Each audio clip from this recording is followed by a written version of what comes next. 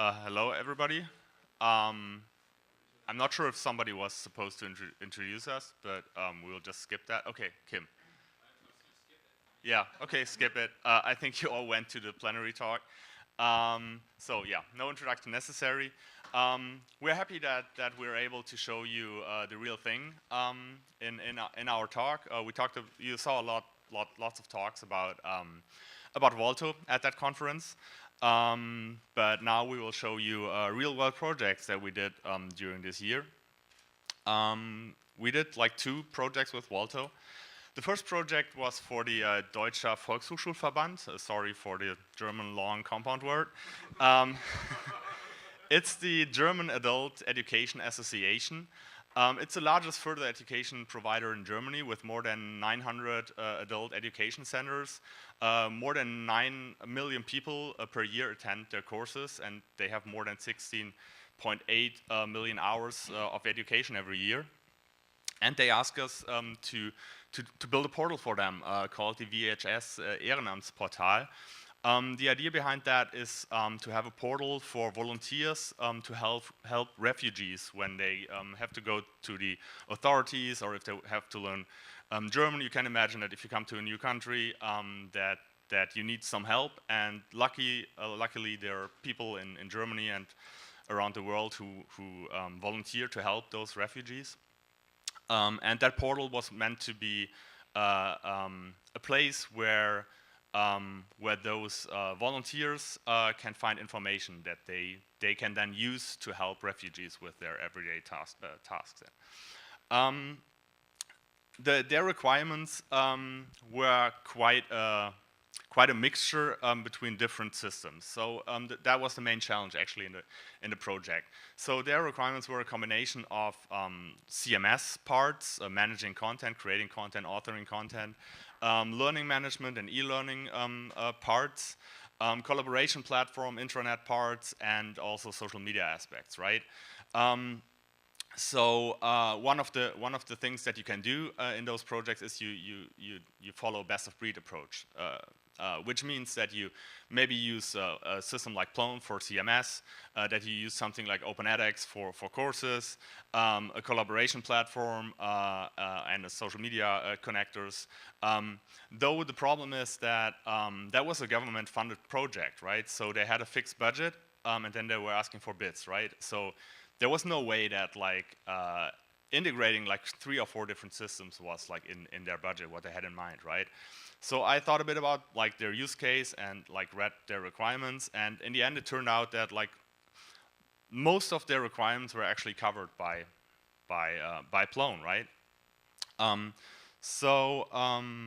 Yeah, we'll just Victor will just show you the we'll walk you through the platform.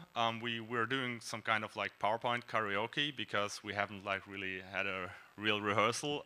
I prepared the slides, and now Victor will do like the thing live.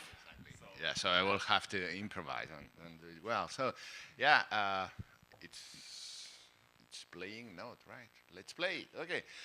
Now yeah, we are seeing a lection, which is called a lection. Basically, it is composed of several widgets that allows that part of the LMS that Tim already mentioned. And yeah, students come here, can interact. That was a questionnaire where, yeah, this is a turning card component that makes some question and then allows the user to see if it's right or not, like this one.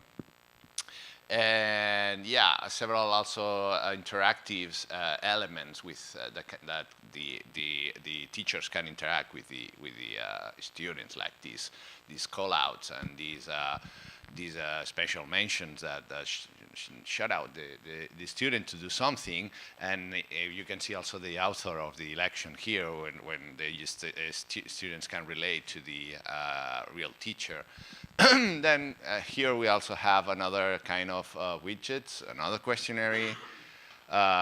We have also here a slider with the several concepts or teaching materials can go. And yeah, just yet another questionnaire, more videos, etc., etc.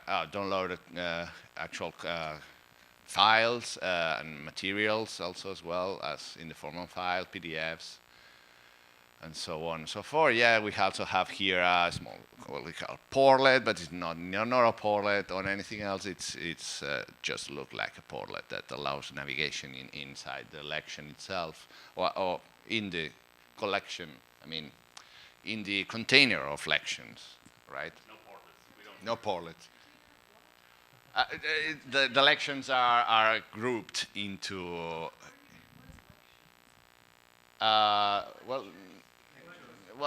Sorry, it's that content object is called a lection because it's part.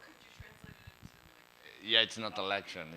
Yeah, it's in German, but not in English. It's it's a chapter. It's like a chapter inside. So like a whole class that has A lesson. Yeah, right. Thank you. Sorry, because in Spanish it's also lection. So we had to cross German, Spanish, English. Yeah. Sorry. Catalan. Yeah. Sorry. Yeah. Let's run because we're running out of time. Yeah.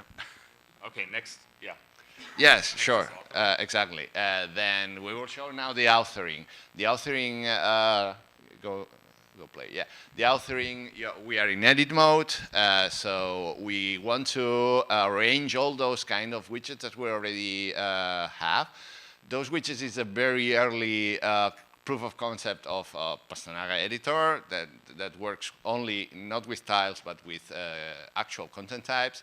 And what we're seeing here is that we can add those. We can call it tiles that maps to content types, but we can move those tiles and order them in a column and add new tiles or content types here, so you can fill out the actual content of the tile, then also format it with this early version of the Drive.js that you already seen in Volto, and create a call out of it, and then we have this call out, new call out, and we can reorder it in the handler there and move it around, and then create your own lesson with it. and then you can also add more other widgets, and then save it, and then you have a new lection, right? Here we will add a choice, and we will fill out the choice. So with the title or not, the title will also appear in the lesson. We can add a question there, which will be the answer and a feedback, and then choose if this is the right answer or not. And the same thing for other items of the questionnaire. Sorry, not yeah. So you will see the result right away.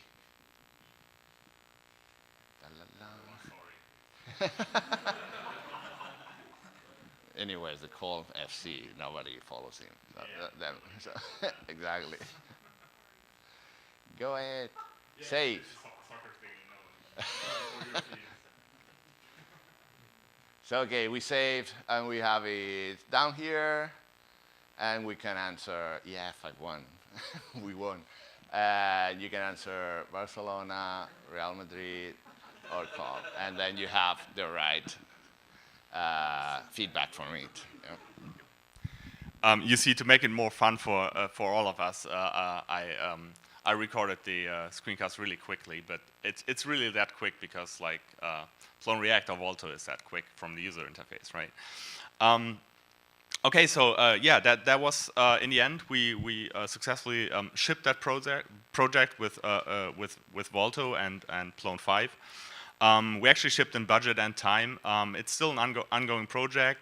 The client is waiting for another funding round, and on the roadmap is that we add a certification for users that not only can log in, but also get a certificate if they answer the questions correctly and do the do the courses, extend the collaboration on the portal to allow people to collaborate more.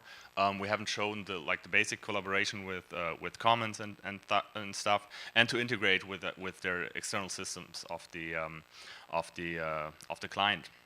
So that was our first project. The second project that came after that was Zelandia. Zelandia is a supplier for bakery ingredients, not only in Germany. That we did the website for the German part, but they are in like I think 20 different countries.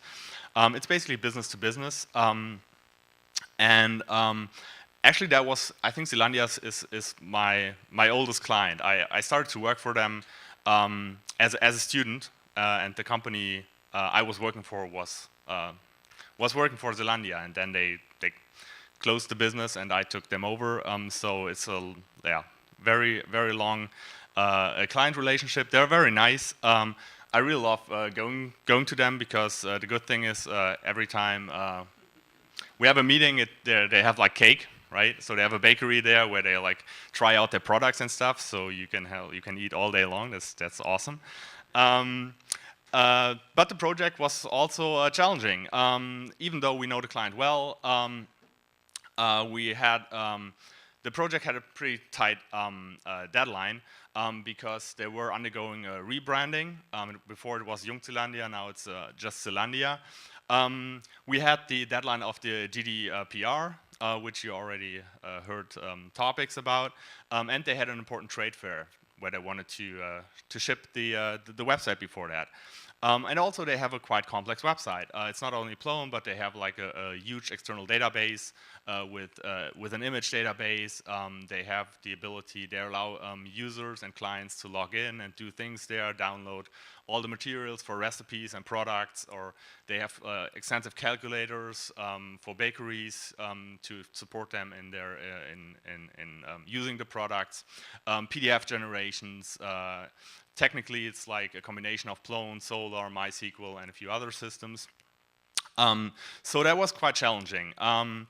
And we didn't have, so we had a really tight deadline, and we didn't really have a specification yet how the site was supposed to look like. So we sat together with a design agency, and we agreed on an agile approach that they will deliver us the design in pieces, and we will go step by step in sprints. So we decided on 2-week iteration sprints. And in the end, it took us 8 sprints to went live. And it turned out well, but it was quite a challenge from the 4-hour team. So that's Zelandia DE, and that's where Victor takes over again. Okay, let's play it. Well, that's the homepage. What the first thing that you see is that very different from what Bolto gives us. So the first thing that we had to do is to completely overhaul the entry point, the application entry point, and then put it all the frame, this special header and the footer, and we did it fairly quickly. Then here you have seen the slider on the top, this footer on the bottom, then also highlights, a section also with news and other items. Here you see the editing experience. This is the front page. Then on the page composition side, we had. That's the design agency part. Oh, okay. Yeah, should. So that's what we got from the design agency, right? We had the discussion, the open space before about the page editing, but this is usually what we get from design agencies or what our UX designers create, right? You get a long template, and for a UX designer, for an experienced one, it takes like maybe a few hours max to create such a thing, but if you want to implement that like takes quite a while, right? So that was basically our challenge. And Victor will show you how we actually implemented that. Yeah, as we see, we did that in the developer workflow that I showed you before. So we did it first statically, then we went to the real thing, and these are actually tiles from styles from the Bolto tiles. So these styles are asking to an external database already. And here in the edit form, you already can see the actual, in the current Pastanaga editor. So when you can see what WYSIWYG way, you can set the title, the description, you can add more rich text, and we can modify that with the current version of Draft.js. We also have additional blocks here in the editor. Block styling, I mean, like this one. This is a listing block styling. And then we also have a custom tile. This is a custom tile with a header, with a hero element, then a small title and a description. And we also made that. And we have the gallery of tiles here on the right, when you can see, we can choose which tile are you going to set, and then you can set this tile that is an image on the left, and then other parts on the right. And as I said, these were also some kind of collection tiles that are asking an external database, and you can see that we can set the word for searching in that database, and the element changes, that it will change in a collection tile, right? So this is not that difficult to do, and we can do it with current Bolto state. We're running out of time, but we delivered the project in time, so I will make that short, and Ramon will show the third project. Well, I just have a minute, so I don't know how I'm going to do it. Bolto with Guillotina, we had a project, a small project that a colleague from Iskra said, I have this project and I want to do it. Okay, what's the requirements? The requirement is, well, it's a local agency to create a web application for people who are looking for a job or who are unemployed.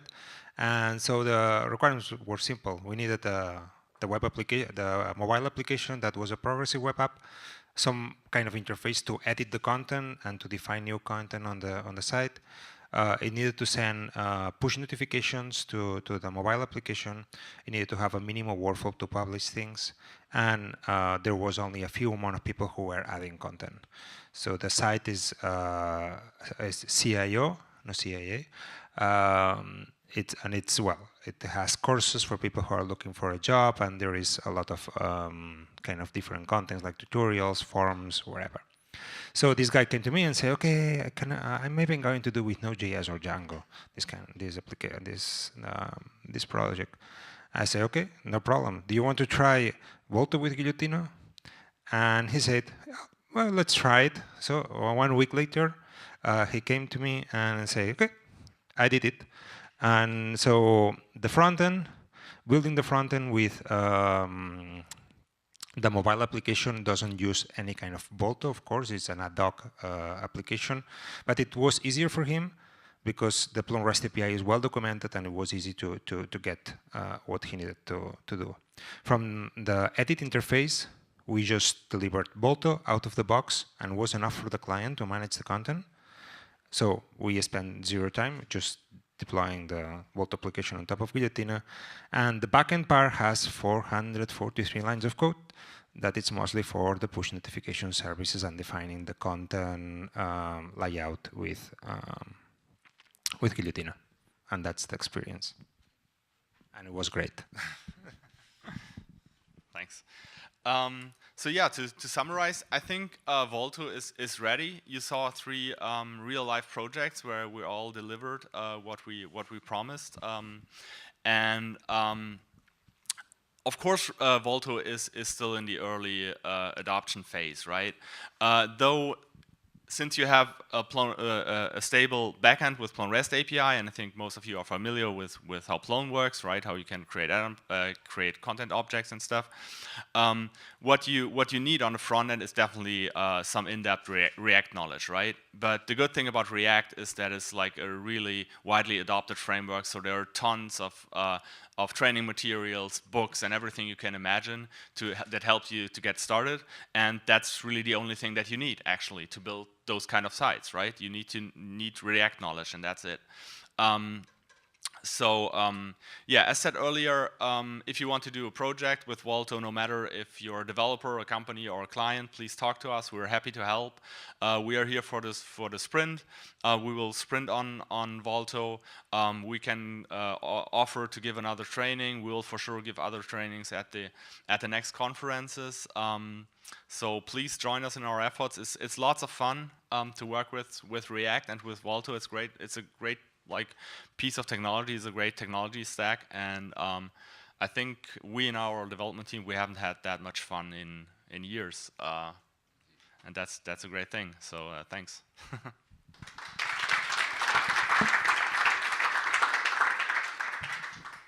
No time for questions, right? Yeah, if you have questions, please come to us. We're happy to answer them all.